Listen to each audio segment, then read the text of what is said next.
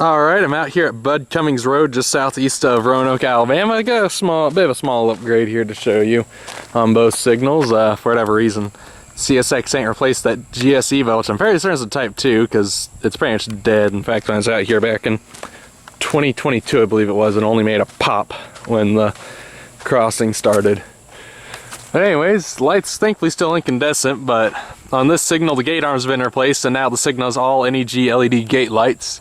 As you can see, if I go up here, more NEG LEDs up there, another NEG LED. And similarly over here, unfortunately, the signal with the Ricoh incandescent gate lights has had its gate arm placed as well, and as a result, all of its gate lights are now NEG LEDs too. Which you can see right there, there's one of the NEG LEDs. There's another NEG LED, and then a third NEG LED up there. Thankfully this one also still has incandescent lights.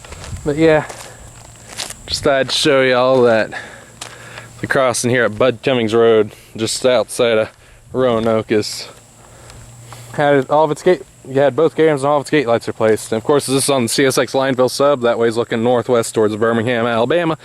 That way is looking southeast towards Manchester, Georgia.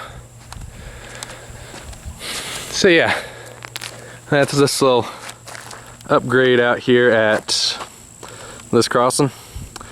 Over and out.